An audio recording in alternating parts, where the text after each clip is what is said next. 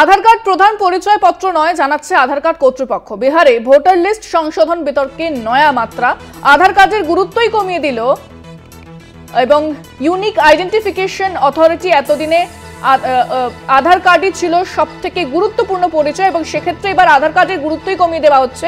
বিহারে voter list সংশোধন বিতর্কে এবার নয়া মাত্রা, আধার কার্ডের গুরুত্ব কমিয়ে দিল ইউনিক আইডেন্টিফিকেশন অথরিটি। এতদিনে আধার কার্ডই ছিল সবচেয়ে গুরুত্বপূর্ণ পরিচয়, তবে এবার কিন্তু আধার কার্ডের গুরুত্ব কমিয়ে দেওয়াতে বেশ কিছু প্রশ্ন সামনে এসে দাঁড়াচ্ছে। যে খবরের দিকে নজর রেখেছি, আধার কার্ড প্রধান পরিচয়পত্র নয় জানাচ্ছে আধার কার্ড কর্তৃপক্ষ। এ বিষয়ে আরো জানবো, আমাদের সঙ্গে নিউজ রুম থেকে সরাসরি রয়েছেন আমাদের পলিটিক্যাল এডিটর আশিস চট্টোপাধ্যায়। আশিসদা, ঠিক কি বিষয় জানানো হচ্ছে ক্ষেত্রে? দেখো, এই খবরটি করেছে এদেশেরই একটি প্রধান সংবাদ মাধ্যম ইন্ডিয়া টুডে। তারা একটি ইন্টারভিউ প্রকাশ করেছে ইউনিক আইডেন্টিফিকেশন অথরিটি অফ ইন্ডিয়ার সিইও ভুবনেশ কুমারের, যেখানে ভুবনেশ কুমার বলছেন যে আধার কার্ড কখনোই প্রথম পরিচয়পত্র নয়। আধার কার্ড কখনোই প্রথম পরিচয়পত্র বা সবথেকে গুরুত্বপূর্ণ পরিচয়পত্র নয়। এই কথাটা এবারে এভাবে সামনে আসার ফলে একটা দারুণ অস্পষ্টতা তৈরি হয়েছে। আধার কার্ড তৈরির সময় আধার কার্ড নিয়ে নানা আপত্তি ছিল নানা মহলের। সুপ্রিম কোর্টেও আধার কার্ড নিয়ে নানান বিচার হয়েছে। আধার কার্ড দেওয়া বা না দেওয়া নিয়ে নানান নির্দেশিকা জারি হয়েছে, কিন্তু সাধারণভাবে এটা ধরে নেওয়া হচ্ছিল যে বায়োমেট্রিক সম্বলিত আধার কার্ডই হচ্ছে সবথেকে নির্ভরযোগ্য বা সবথেকে গুরুত্বপূর্ণ পরিচিতিপত্র।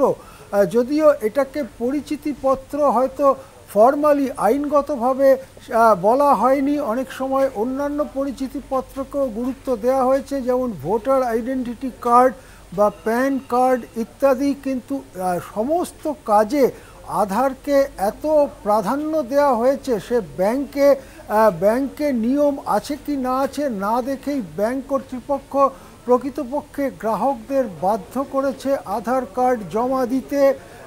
অন্যান্য জায়গাতে যে কোনো জায়গাতে পরিচিতির ব্যাপারে আধার কার্ডকে ব্যবহার করা হয়েছে। সেই জন্য আধার কার্ডের ওপরে ধীরে ধীরে ভারতবাসীর একটা নির্ভরতা তৈরি হয়েছিল যে হ্যাঁ, আধার কার্ড আছে, সুতরাং আমার পরিচিতি নিয়ে কোনো অসুবিধে নেই। এখন দেখা যাচ্ছে যে বিহারে যে নিবিড় সংশোধন শুরু করেছে নির্বাচন কমিশন, সেখানে আধার কার্ড, ভোটার কার্ড বা প্যান কার্ডকে কোনো গুরুত্বই দেওয়া হয়নি। সেখানে অন্যান্য প্রমাণ চাওয়া হয়েছে, বিহারের বাসিন্দা হিসেবে অন্যান্য প্রমাণ চাওয়া হয়েছে, এমনকি ভোটারের বাবা মার জন্মের শংসাপত্রও চাওয়া হয়েছে। সেখানেই প্রশ্ন উঠে গেছে যে তাহলে আধার কার্ডকে কেন গুরুত্ব দেওয়া হচ্ছে না। নির্বাচন কমিশনের এই পদক্ষেপের পরেই এবারে ইউনিক আইডেন্টিফিকেশন অথরিটি এগিয়ে এসে বলছে যে আধার কার্ডটা প্রথম বা সবথেকে গুরুত্বপূর্ণ পরিচিতিপত্র নয়। এই আধার কার্ডটা যে পরিচিতিপত্র নয়, তাহলে ভারতের নাগরিকদের কি পরিচিতিপত্র? পাসপোর্ট একটা অবশ্যই পরিচিতিপত্র বা ভারতীয় নাগরিকের একটা প্রমাণ, কিন্তু কতজনের কাছে পাসপোর্ট আছে? ঘরে ঘরে সব মানুষের কাছে আধার কার্ড, ভোটার কার্ড এগুলোই তো থাকে।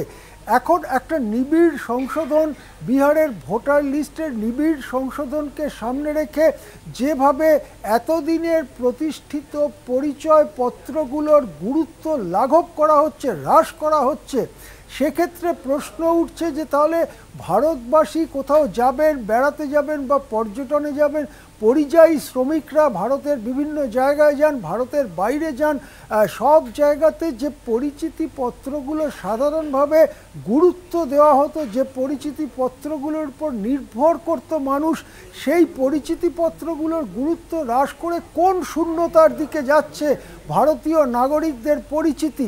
এই প্রশ্ন আজকে বড় হয়ে আসছে, কেননা আধার কার্ড কর্তৃপক্ষই বলে দিচ্ছে যে আধার কার্ড কখনোই সবথেকে গুরুত্বপূর্ণ পরিচিতিপত্র নয়। আধার কার্ড কর্তৃপক্ষের তরফে ভুবনেশ কুমার ওই সাক্ষাৎকারে এটাও বলেছেন যে আধার কার্ড জালিয়াতির নানান খবর আসছে, কিন্তু আধার কার্ডে নির্দিষ্ট কিউআর কোড থাকায় এটি জালিয়াতি করা কঠিন, এই ধরনের কথা তিনি বলেছেন। যদিও ইতিমধ্যেই সংবাদ মাধ্যম সহ নানান জায়গায় এই রিপোর্ট বেরিয়েছে যে আধার কার্ড জালিয়াতি হচ্ছে, সেটা অন্য প্রসঙ্গ, কিন্তু পরিচিতির ক্ষেত্রে পরিচিতিপত্র হিসেবে আধার কার্ড, আধার নম্বরের যে গুরুত্ব ছিল, আধার কার্ড কর্তৃপক্ষই তা কমিয়ে দিচ্ছে এবং সেক্ষেত্রে ভারতবাসীর পরিচিতিপত্রের ক্ষেত্রে কিন্তু একটা বড় শূন্যতা, একটা বড় সমস্যা তৈরি হচ্ছে। এই সমস্যা কি করে মিটবে সেটা কিন্তু এখনো অস্পষ্ট। হ্যাঁ ইন্দ্রাণী। ধন্যবাদ আশিস দা।